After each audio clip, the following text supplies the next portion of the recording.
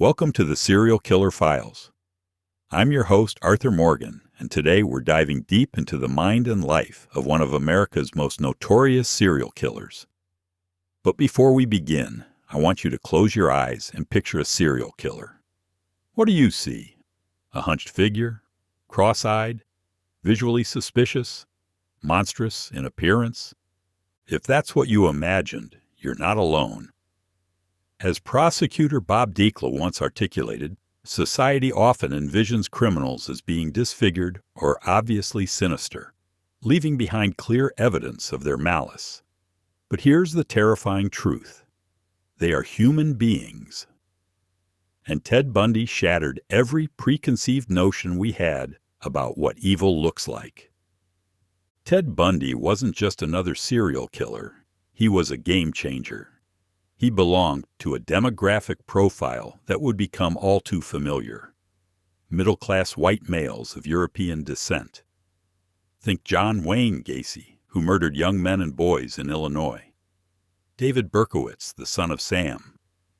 Albert DeSalvo, the Boston Strangler. Harvey Glattman, the Lonely Hearts Killer who terrorized California in the 1950s. These men weren't monsters lurking in shadows. They were articulate, intelligent, and they maintained the guise of normalcy, betraying nothing of their true nature in their everyday lives. But Bundy? He was something else entirely. He was the first coast-to-coast killer, embodying the archetype of a traveling serial killer who capitalized on what he termed the anonymity factor, seamlessly drifting through different locations across the country.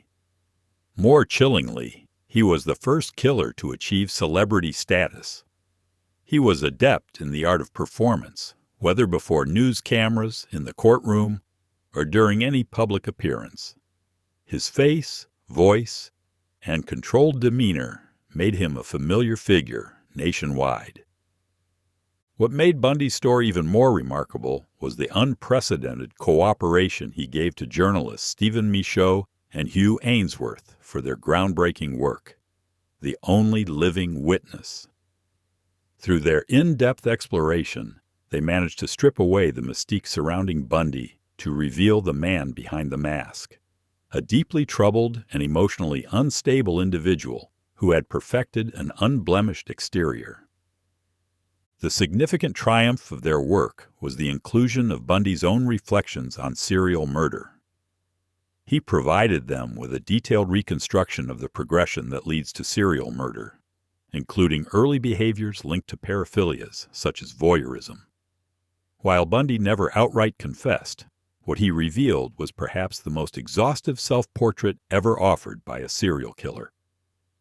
If you're drawn to the darkest corners of the human psyche and fascinated by what drives serial killers like Ted Bundy, Charles Manson, Jeffrey Dahmer, and more, then Scoob is your gateway into the mind of a killer. Available on the App Store and Play Store, Scoob offers gripping true crime podcasts that explore how some seemingly ordinary men became America's most notorious serial killers. Returning to Ted Bundy, how did this monster begin? To understand that, we need to go back to the very beginning. November 24th, 1946, Burlington, Vermont. In the Elizabeth Lund home for unwed mothers, a young woman named Louise gave birth to a son she named Theodore, a name she had always favored. This was the mid-20th century, when single young women like Louise found themselves in an unforgiving environment when faced with pregnancy. Resources were scarce, and societal norms were brutal. Without the support of wealth or familial influence to shield her from her circumstances, Louise courageously navigated these trials. For the first few years of his life, little Theodore lived in Philadelphia with his mother and grandfather, Samuel Cowell. Ted would later speak fondly of these early days, the warm, inviting home they shared with extended family, the sense of belonging. Ted identified with, respected, and clung to his grandfather, Samuel Cowell. However, other family members have come forward saying that Samuel was a tyrannical bully who beat his wife and dog, swung neighborhood cats by their tails and expressed racist and xenophobic attitudes. Samuel reportedly threw his daughter down a flight of stairs for oversleeping, and would even speak aloud to unseen presences. As Theodore approached his 4th birthday, everything changed. Louise decided to move from Philadelphia to join her uncle in Tacoma, Washington, taking her young son with her. Ted later expressed that this move was deeply unsettling for him.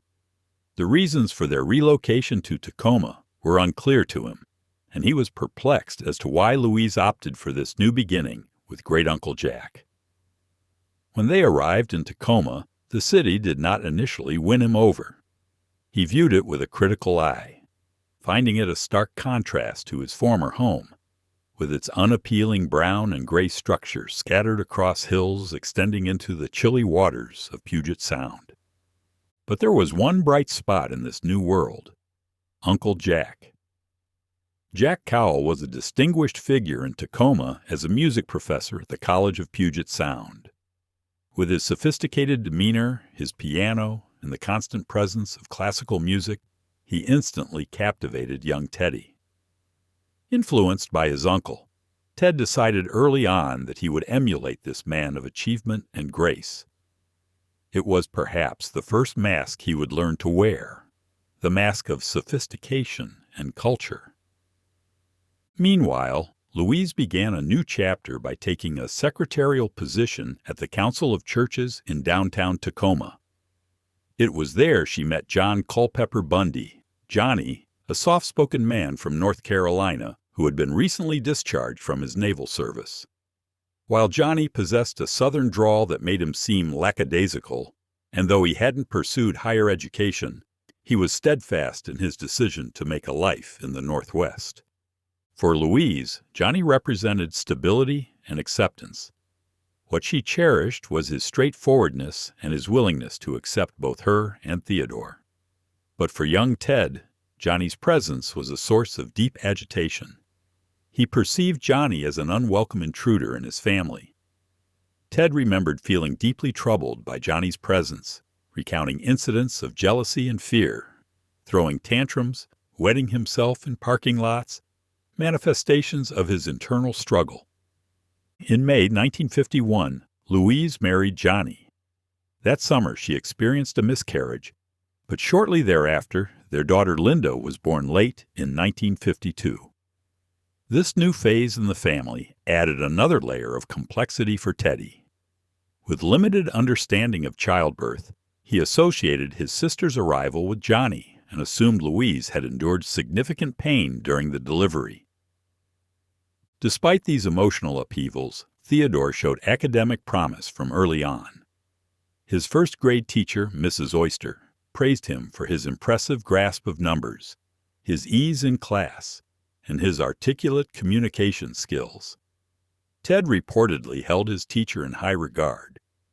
But when Mrs. Oyster left to start a family and a substitute teacher took over, Ted felt unsteady once more, a pattern of abandonment and instability that would follow him throughout his life. Through these formative years, the influence of family dynamics, changes, and new beginnings shaped much of Theodore's early life experiences, affecting his emotional responses, personal identity, and relationships. But the most devastating revelation was yet to come. As Ted grew into his teenage years, he found solace in individual sports, particularly skiing.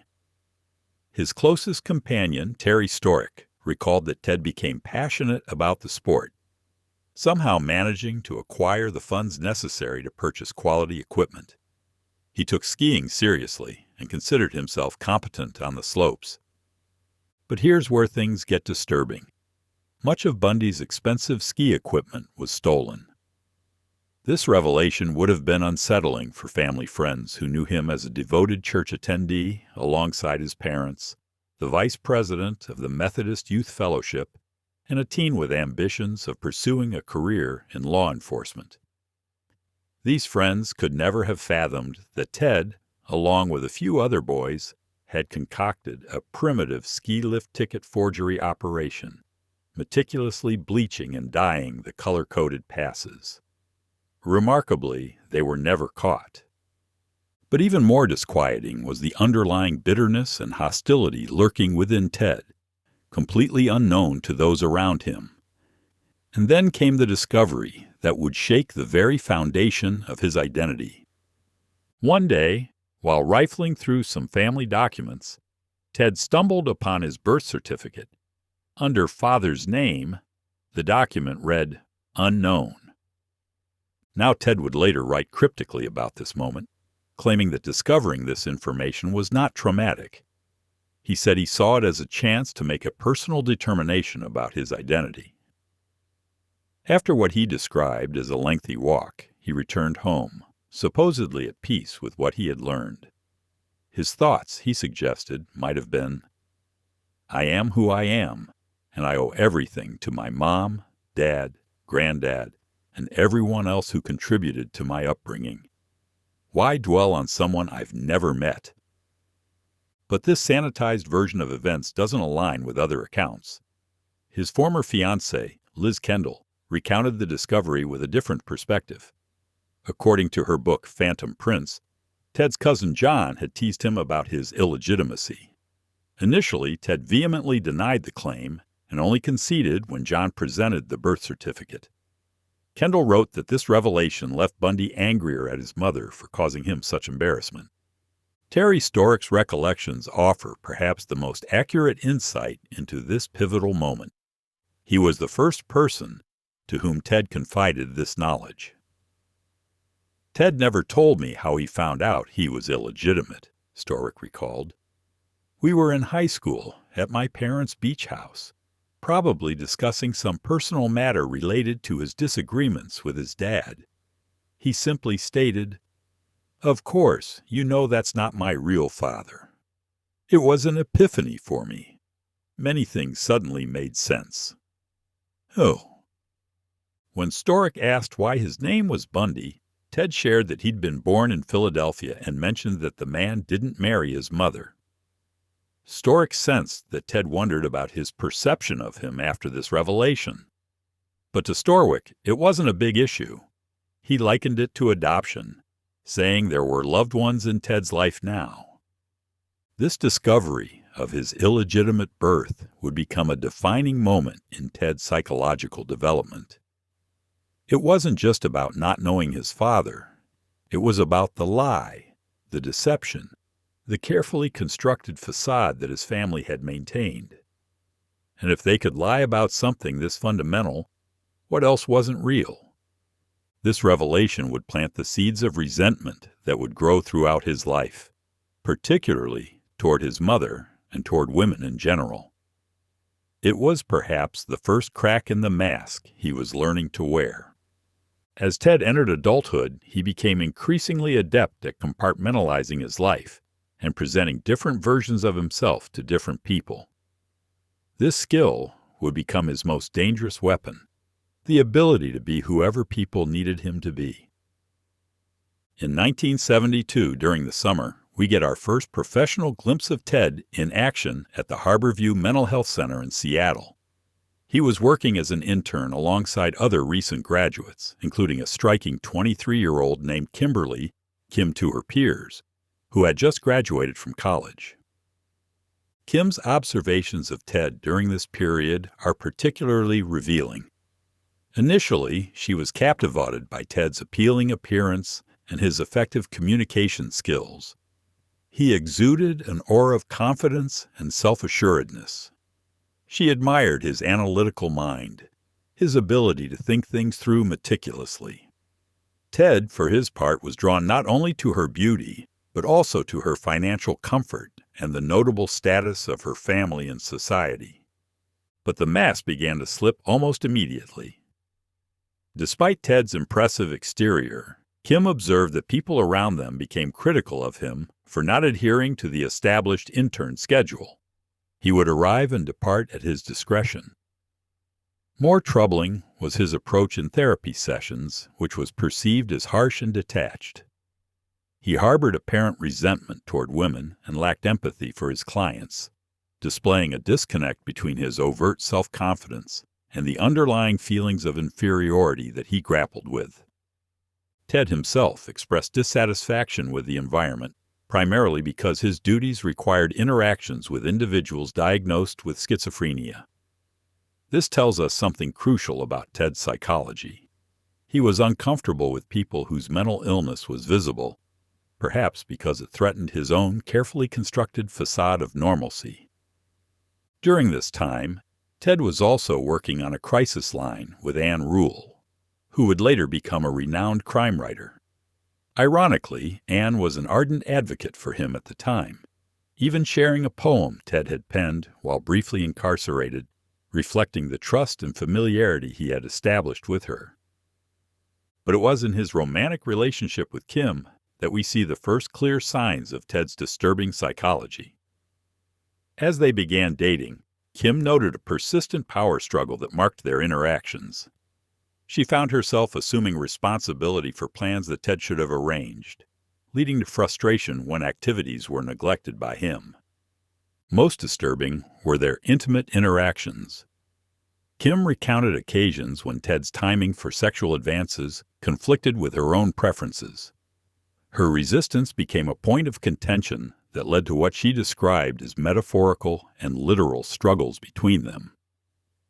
Ted interpreted these challenges as obstacles to overcome, viewing them almost as conquests. One particular incident stands out. Ted took Kim on what seemed like a romantic picnic by a local river, but the location he chose was deeply unsettling. They drove down a highway, then onto a dirt road, eventually venturing onto another, even less traveled path. This remote location, unknown to others but clearly familiar to Ted, seemed predestined for their outing. It was evident to Kim that Ted had previously visited the spot.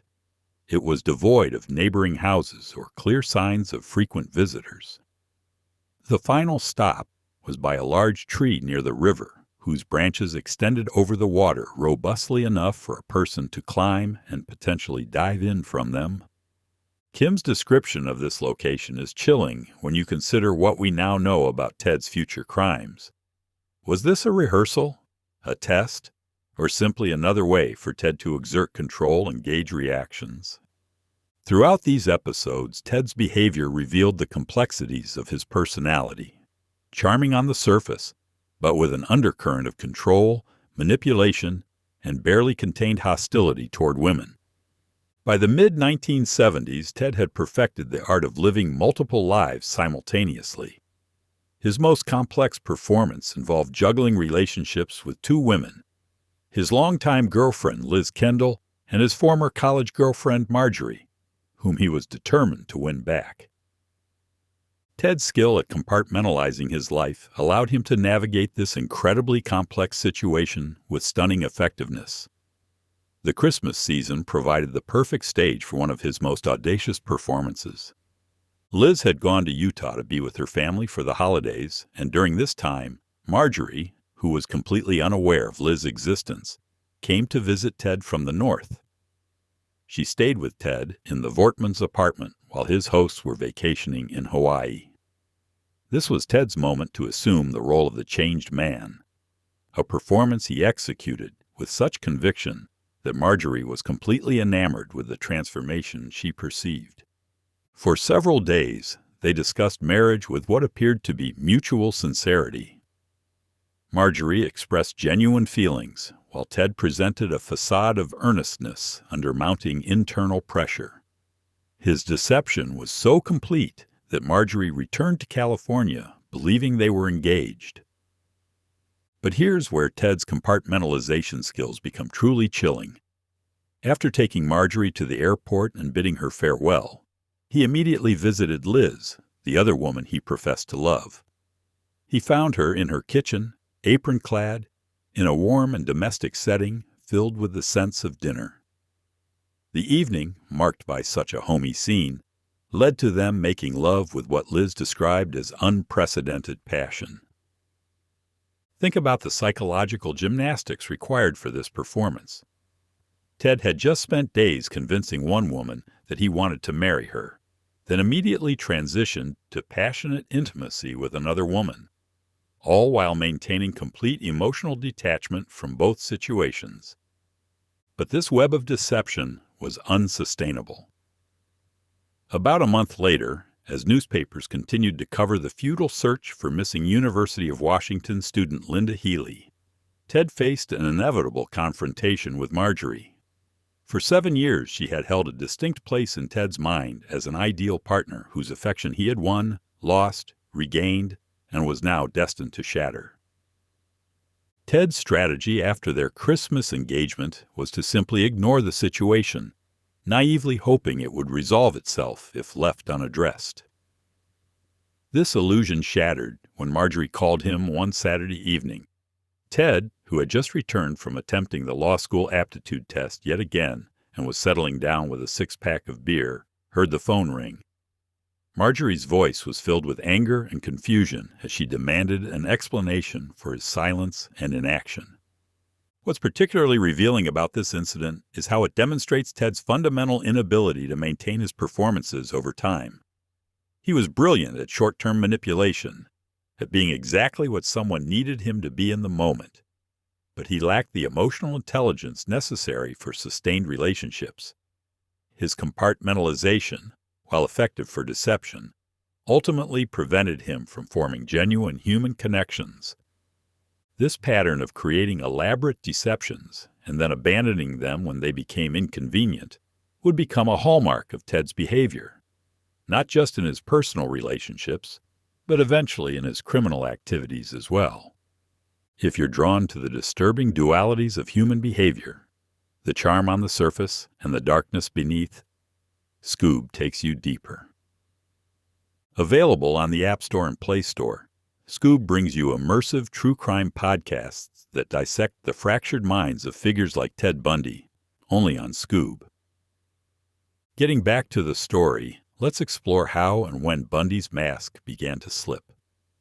While Ted was masterfully juggling his deceptions, the woman closest to him was beginning to see through the mask. Elizabeth Klopfer, Liz, had been in a relationship with Ted for several years, and by 1975, her suspicions had grown to the point where she felt compelled to contact the police. On September 18, 1975, at 11 a.m., Liz sat down for an extensive re-interview with a reporting officer and Detective Deputy Jerry Thompson at the University of Washington Hospital.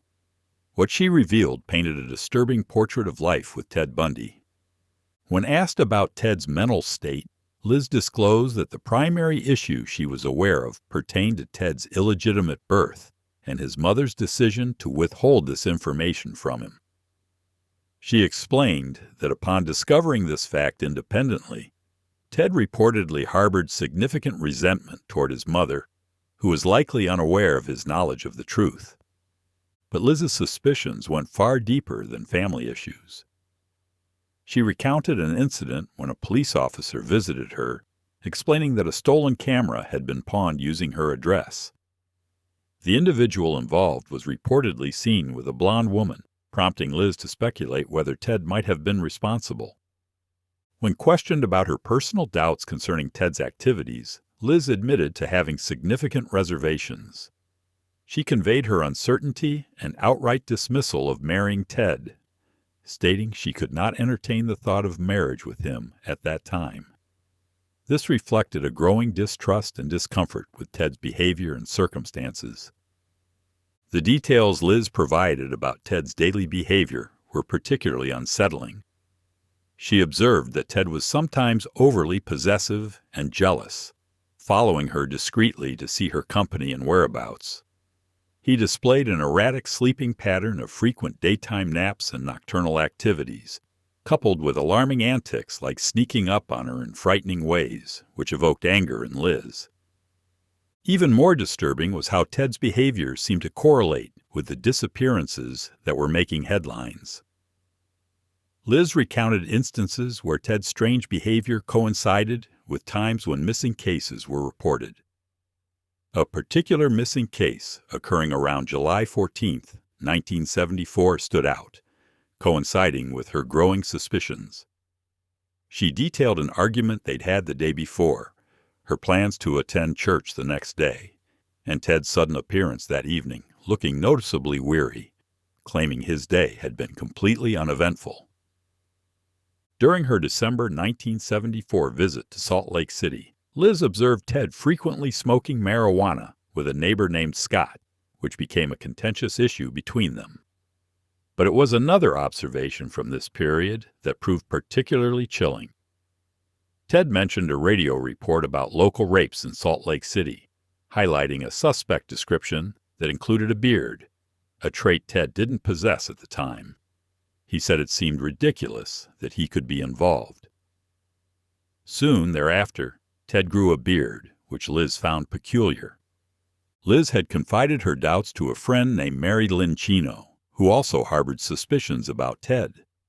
The fact that multiple people who knew Ted well were independently developing concerns speaks to the difficulty he was having in maintaining his mask consistently. Throughout the interview, Liz's responses painted a complex portrait of Ted Bundy, a man of contradictions, with socially acceptable traits offset by behaviors that cast serious doubt and suspicion.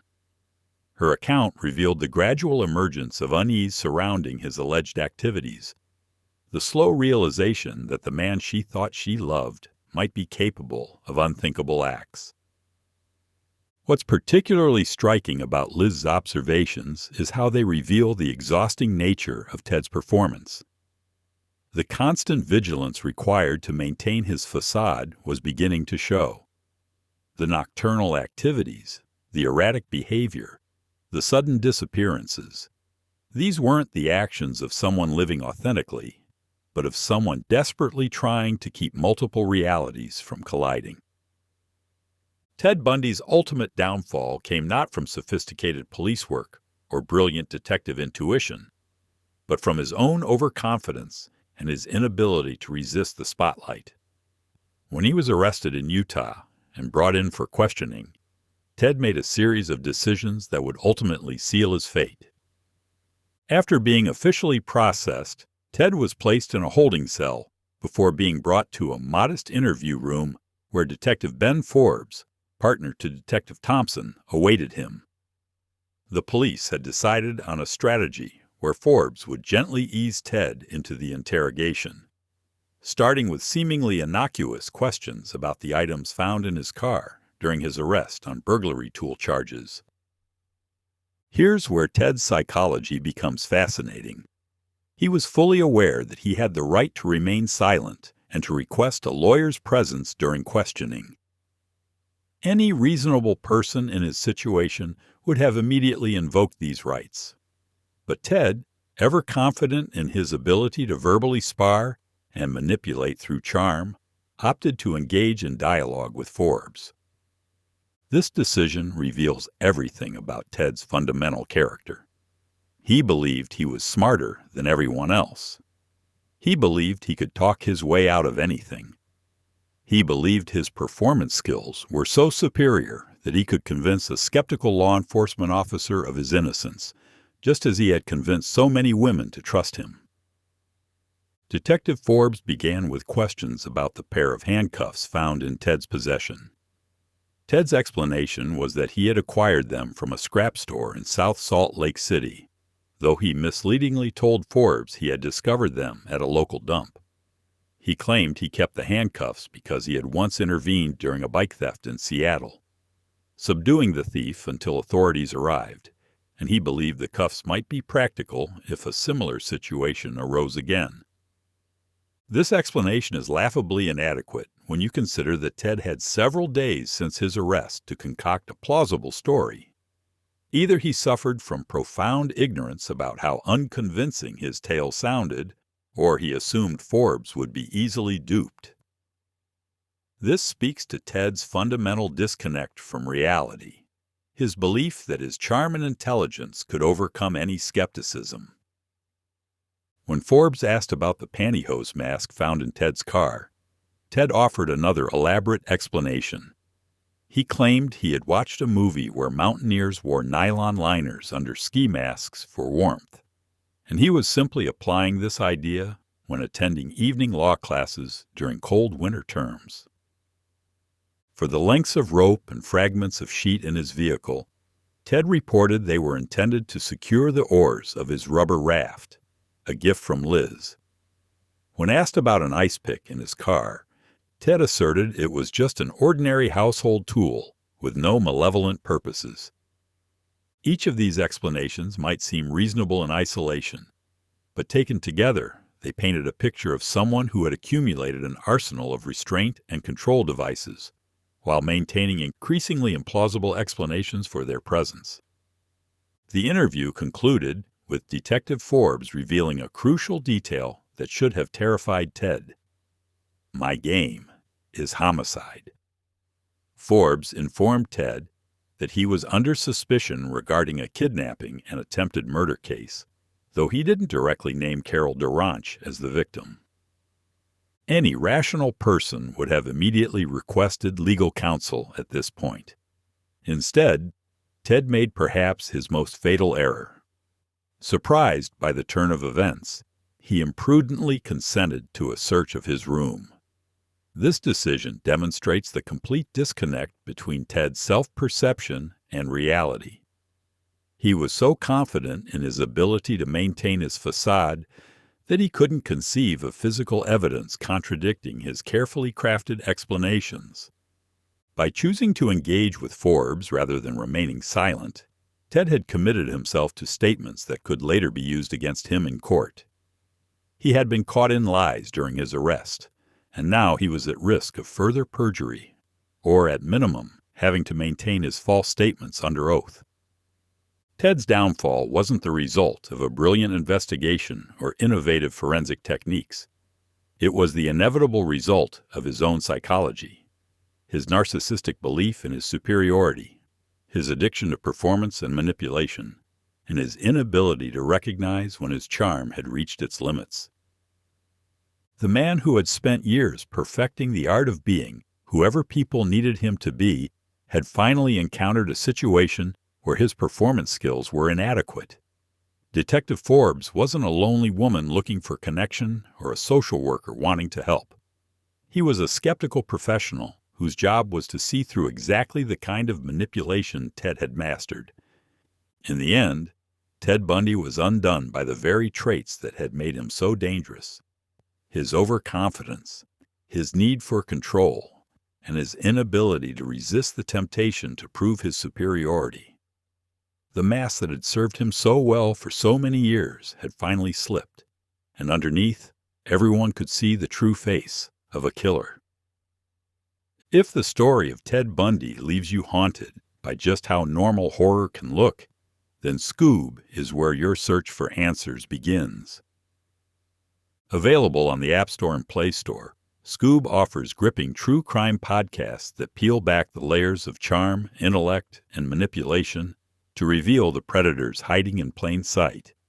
Because evil doesn't always wear a monster's face. Sometimes it smiles, shakes your hand, and knows exactly what to say. Which brings us back to what Bundy's story truly reveals. Ted Bundy's story serves as a chilling reminder that evil doesn't always announce itself with obvious warning signs. It can hide behind charm, intelligence, and the facade of normalcy. His case fundamentally changed how we understand serial killers, moving beyond the stereotype of the obvious monster to recognizing the sophisticated predator who walks among us undetected. The insights provided by The Only Living Witness remain uniquely essential today, containing crucial lessons that extend well beyond the criminal justice realm. Through understanding Ted Bundy, not to excuse or glorify him, but to recognize the warning signs and psychological patterns, we become better equipped to protect ourselves and others from those who would exploit our trust and humanity. Ted Bundy was not unique because he was a serial killer. He was unique because he showed us how terrifyingly normal a monster can appear to be. And that lesson, uncomfortable as it may be, is one we ignore at our peril. Thank you for joining me for this deep dive into the mind and methods of Ted Bundy.